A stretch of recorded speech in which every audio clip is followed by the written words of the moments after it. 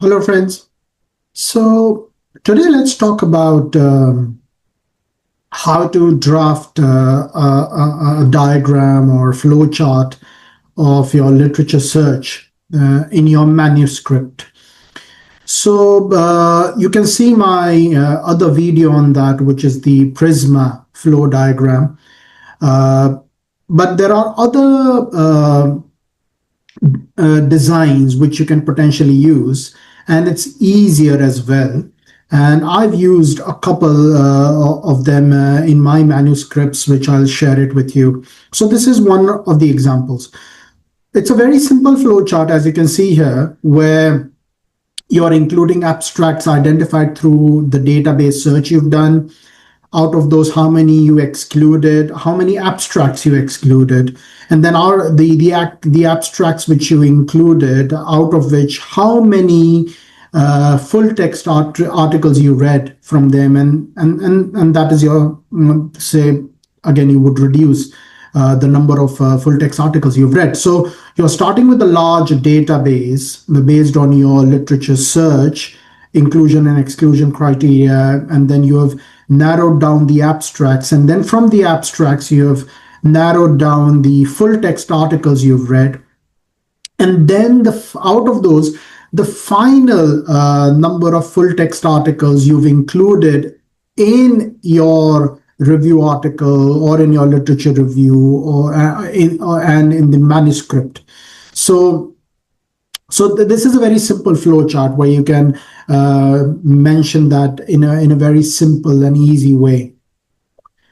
Then the other way is that, say you've done a review where you've identified that the studies you were trying to search, you couldn't find many, right?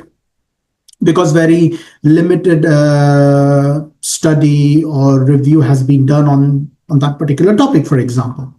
So what you do is you just you can draft a box where you are including the articles which you've included. That's it. So in that, you don't have, like, it's, you're not putting a number there. It's just that, so say you've seen an article on this particular area of your review. So that is, say, Jamali et al. Or this or that et al. So in that particular year. So say Jamali et al. 2023, Jamali et al. 2022. So how you do that? So say you create a box where you've included studies on the effects of, say, two drugs, or maybe drug X and drug Y.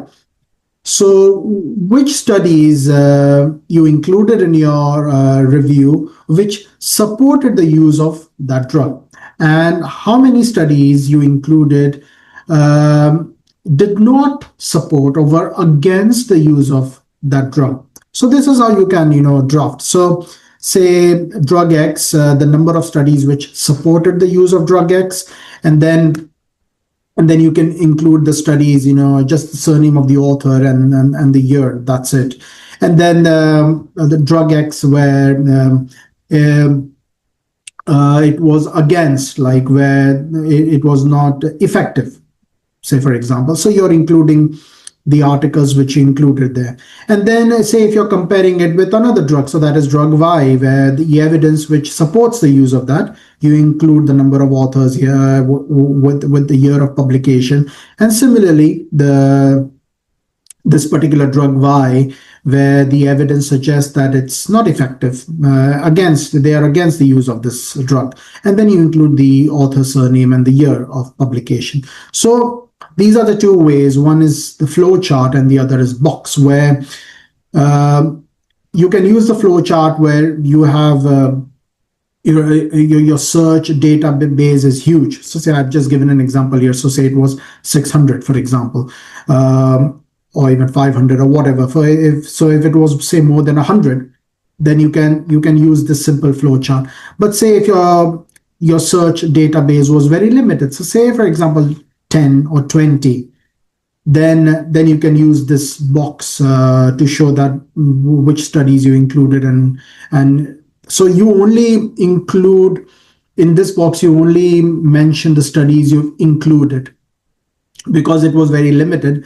So you only include the studies you've included for your review article, and just the surnames of the author and the year. So I hope this was useful, and I'll see you again in the next video. Take care. Bye bye.